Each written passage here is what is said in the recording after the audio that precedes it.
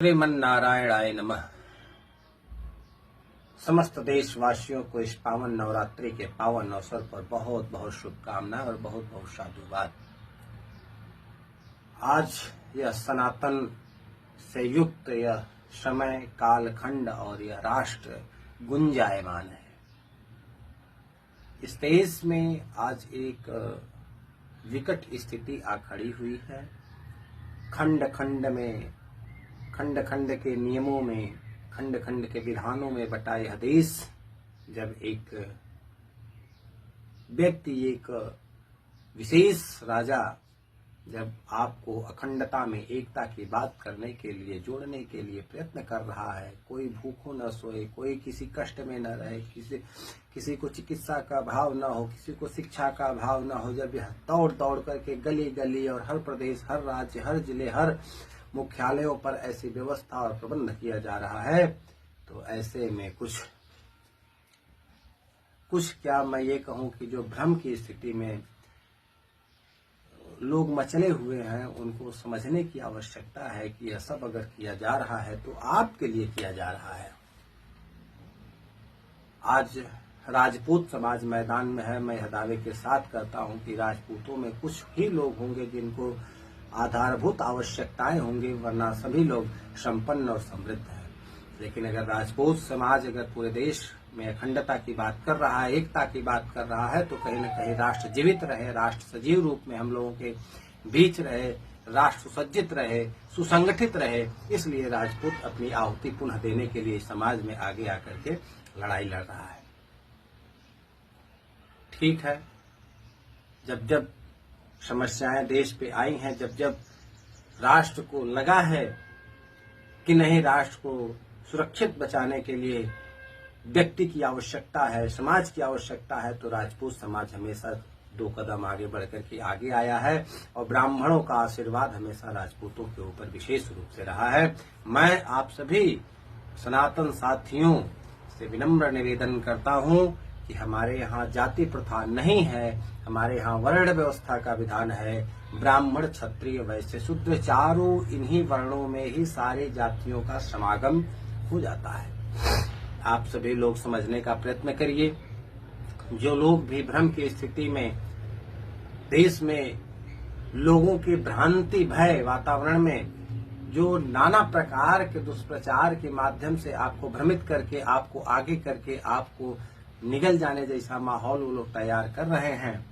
उनसे थोड़ा सा आपको समझने की आवश्यकता है कि जरूरत सुरक्षित होने का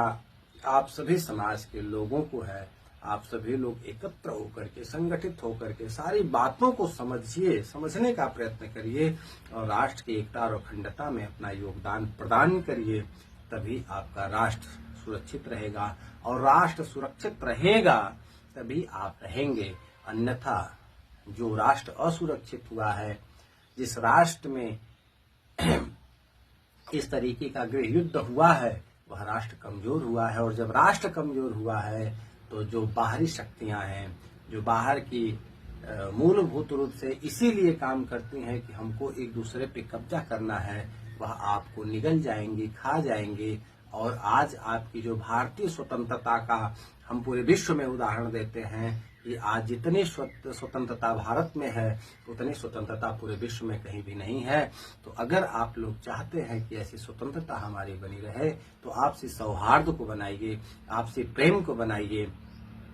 हमारे यहाँ किसी विधान को आप देखेंगे तो हम सभी लोग एक साथ मिल करके जब हम उस काम को करते हैं, तभी वह काम पूर्ण होता है। तो हमारे यहाँ अनेकता में एकता और अखंडता में एकता की बात हमेशा हुई है, होती रही है और होती रहेगी। लेकिन आप लोग अगर भ्रम के जाल में फैल करके नाना प्रकार की जातिवादी विचारधारा और कुंठा में, दावाग्नि में जलेंगे, तो निश्चित रूप से हमको बारी बारी से इस देश में कुछ जो अराजक शक्तियां हैं, तो हमको निगलने का काम करेंगी और निगल जाएंगी और हम एक दूसरे के कुंठा और द्वेष में ऐसे ही जल करके भस्म हो जाएंगे, राख हो जाएंगे, हमारा अस्तित्व तो मिट जाएगा, हम समाप्त हो जाएंगे। इसलिए मेरा आप सभी से निवेदन है कि राजपूतों ने जो कसम खाई है कि राष्ट्र को बचाने के लिए अपनी कदम से कदम मिला करके राष्ट्र में आगे आकर के अपने प्राणों की आहुति तक देने का जिन्होंने ली हैं और ठाना है कि नहीं हम देश को बचाएंगे, हम आपसे निवेदन करते हैं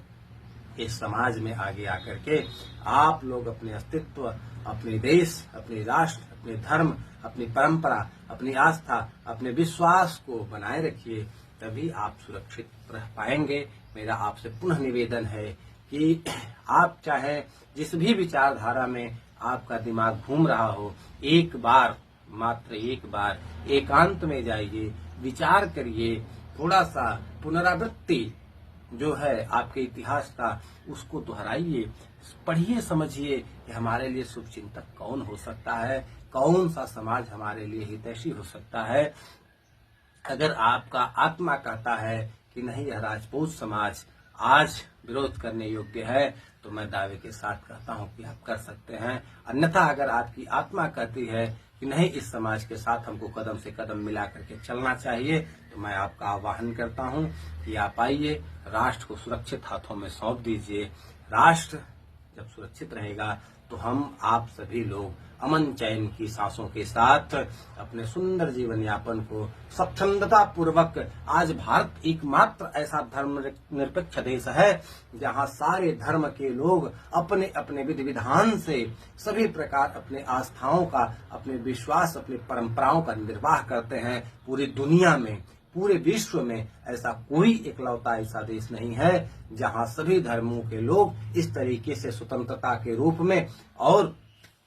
अपने और आस्था और विश्वास का सजो करके पालन और पोषण करते हो। सिर्फ हम हैं, हम बचे हैं, हम इसलिए बचे हैं कि जो जिसका देश है वह बहुत सहिष्णु है। मैं मानता हूं कि अशिक्षा की क्रांति जो चली है बीच में, उसमें आप लोगों को भ्रम की स्थिति इतनी उत्पन्न हुई है कि आप लोग समझना नहीं चाहते, आप लोग अपना धर्म पढ़ना नहीं चाहते, आप अपनी पुस्तकें अवलोकन करना नहीं चाहते और दोष सबको देते हैं। मैं आप सभी से निवेदन करता हूं कि अपने इतिहास को जानिए, सच्चाई को जानिए। जिस दिन आप अपने महापुरुषों को पढ़ने लग जाएंगे, अपने महापुरुषों को जानने लग जाएंगे, उस दिन आपको सच्चाई का यथार्थ ज्ञान हो जाएगा और आपको यह समझने के लिए यह कोई दिक्कत नहीं होगी कि यह सत्य क्या है। आज सच में यह है कि मैं आपको निश्चित बता रहा हूं कि सत्य क्या है, इसको जाने बिना हम क्रांति के आग में कूद पड़े हैं। लेकिन मेरा आपसे पुनः निवेदन है कि आप सभी लोग इस जो क्रांति आज की चल रही है, एक देश एक विधान होने का, एक देश में एक नियम होने का, इसमें इस ज्वलनशील मुद्दे पर आप सभी लोग एकाग्रचित होकर के विचार करिए। और मैं, अगर मुझे आप मानते हैं, तो इन राजपूतों का साथ देने के लिए आप कदम से कदम मिला करके आगे बढ़िए, कुछ मत करिए, इनका समर्थन करिए, इनका योगदान करिए, शारीरिक, मानसिक,